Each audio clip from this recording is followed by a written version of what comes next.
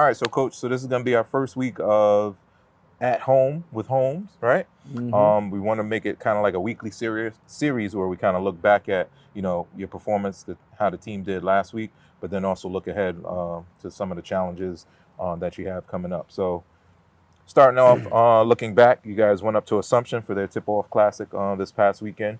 You came out with 2 victories. During the preseason and practicing and getting ready for the open of the season, how do you feel that the team performed going into those 2 games? Oh, they performed well. They showed a lot of grit, a lot of effort, a lot of determination. Going up there, I was hoping we could win somewhat easier, but we'll take the W's any way we can get them. We were down 9 at the half, Assumption. They came back. Ultimately, we won that in double OT.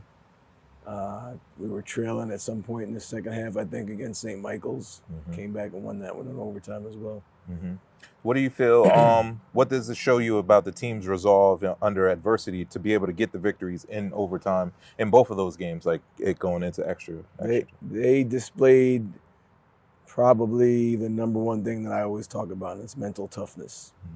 They did it. They came through in a big way. I remember each huddle leading into each overtime, and they just stepped up and did what they had to do. In the first game, I think, was it Kareem that hit a big shot at the end to kind of put you guys up, and then he also came up with a block, I think, on their last shot attempt? Yeah, I believe so, yeah. Kareem played really well both games. Second half particular, the first game, and then the entire second game, after I had to really challenge him. Yeah, okay. Well, whatever you did or said, it seemed to work, because he definitely... Well, he's got all conference potential and then some, but you have to pull it out of him. You have to get him. If he just plays hard, he's a problem, because I don't have to tell you, he jumps out of the gym. He's 6'5", he's athletic, and he can shoot. So all he has to do is play hard. He plays hard, good things are going to happen. Oh, yeah, definitely. And then also Diavion, he had a monster weekend. We're still trying to get his points and stuff figured out, but from all accounts of things, he scored 50 points across the 2 games. It ended up being 32 against St. Michael's and then 18 against Assumption. So talk about his performance over the weekend and going into it. He was spectacular, and the signs were there. And you know me, but I'm into things like fate, karma. I'm superstitious. So going back to, I don't know, a day before, a couple of days before, and maybe even on the bus ride up there, we were talking with my staff, and I said, I don't want to jinx it, but Diavion's looking really good. And he came through in a big way. Oh, no, he definitely did. He definitely did. So now we know last year's shot block leader in the NCAA Division II, Eddie. How did he perform this weekend? He wasn't bad. I think the word is out after him leading the country in shot blocks.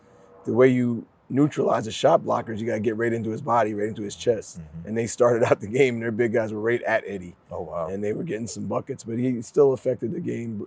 I think he had, you might know better than me, 7 over the 2 games. He had 3 blocks. And 1. Yeah, I think he had 7 blocks in the 2 games.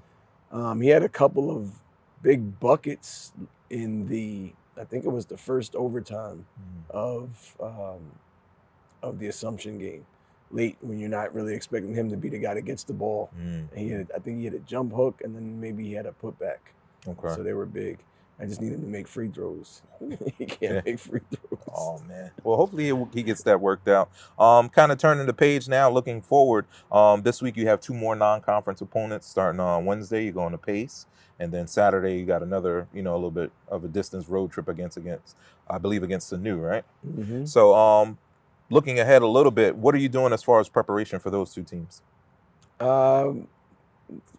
Similar. The way we prepare is pretty similar. However, the games will be different. Pace is a little different than the majority of the NE10 teams. The 2 that we just played, they like to launch threes. Both of them shot 45% of their field goal attempts last year were from 3. Okay. Pace is a different team. They're more physical. They like to go inside a lot.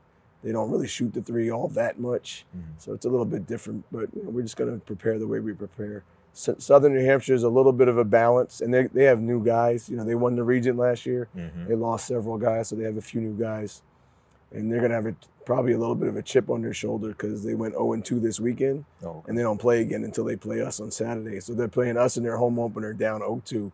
So I'm sure they're going to be amped up. Oh yeah, no, they're definitely going to bring it. But and again, I didn't want to jinx it, but I told the guys a long time ago, if we could somehow come through the first 4, 3 Northeast 10 teams on the road, 4 Northeast 10 teams, 3 on the road, 1 neutral site. If you come through that 4-0, you set yourself up for possibly a really big year. Oh yeah, definitely. I know coming out of this past weekend being 2-0. You remember the last time you guys were under 2-0 coming out of the first weekend?